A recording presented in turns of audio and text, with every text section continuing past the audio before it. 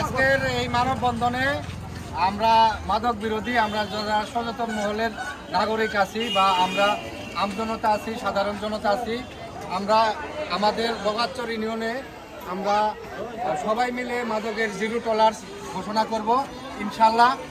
সামনে আর কোনো মাদক আমরা হতে দেব না এবং কি যুব সমাজকে রক্ষা করার জন্য আমাদের যা যা করণীয় আমরা তা করব। আর আমাদের এই যারা ব্যবসা করে আমরা তাদেরকে বলে দিতে চাই, আপনারা এখনই ভালো হন, ভালো পথে ফিরে আসুন এবং কি সামনে ভালো দিন অপেক্ষা করতেছে সবার জন্য।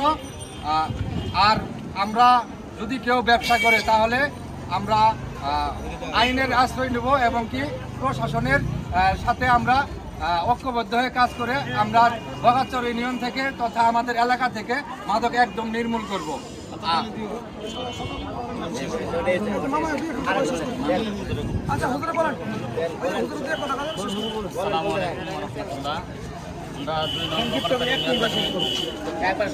আমাদের এলাকার ভিতরে মাদকের অনেক উপদ্রব বেড়ে গেছে। আমি আমাদের এলাকাবাসী সহ এবং প্রশাসনের সবাইকে দৃষ্টি আকর্ষণ করছি, আমাদের এলাকা থেকে যেন মাদক একেবারে নির্মূল হয়ে যায় সেই বিষয়ে আমরা সোচ্চার হই এবং একত্র হয়ে এই মাদককে নির্মূল করার জন্য চেষ্টা করি। আসসালামু আলাইকুম। আপনি বলবেন যে আমরা সপ্তাহ দমন করবো, সবাই আমাদের সঙ্গে আজকে প্রশাসনিকভাবে যে মানববন্ধন করতেছি, এটা হলো মাদক বিরোধিতা।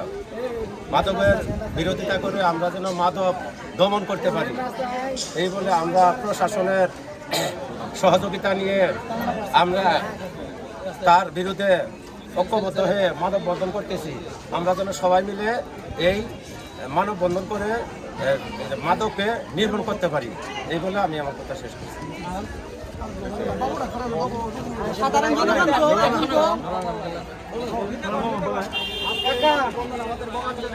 মাদক হয়ে গেছে, প্রতিটা যুবক থেকে তরুণ থেকে শুরু করে যুবক পর্যন্ত গ্রহণ করে এবং কি ব্যবসায়িক অনেক বেড়ে গেছে। আমরা প্রশাসনের কাছে দৃষ্টি আকর্ষণ করছি যাতে আমাদের বগাচর ইউনিয়নের কোনো মাদক কারবারি থাকে না, মাদক ব্যবসায়ী থাকে না। আমরা বগাচর ইউনিয়ন একটা সুশীল সমাজ চাই, মাদক মুক্ত একটা ইউনিয়ন চাই। আমরা প্রশাসনের কাছে বা আমাদের বক্সগঞ্জ থানা ভারপ্রাপ্ত কর্মকর্তার কাছে আমাদের এই আবেদন যাতে এটার প্রতি মাদক ব্যবসায়ীদের প্রতি সদৃষ্টি দেয় এবং কঠোর পদক্ষেপ নেয়।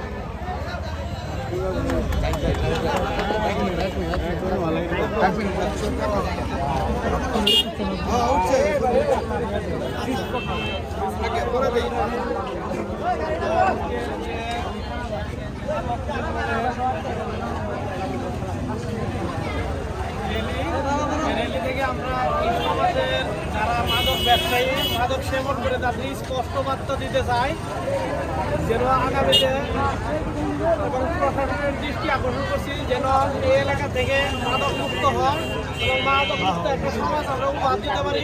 এই সমাজের প্রত্যেকটা মানুষের এটাই চাওয়া এবং আমরা যারা সুশীল সমাজের আছে, যারা ডাক্তার আছে, শিক্ষক আছে, ছাত্র আছে এবং হুজুরেরা আছে, সবাই মিলে আমরা এর প্রতিকার করবো এবং প্রতিরোধ করবো ইনশাআল্লাহ। এই বলে আমরা আমার স্টুডেন্টরা কিছু বলতো না।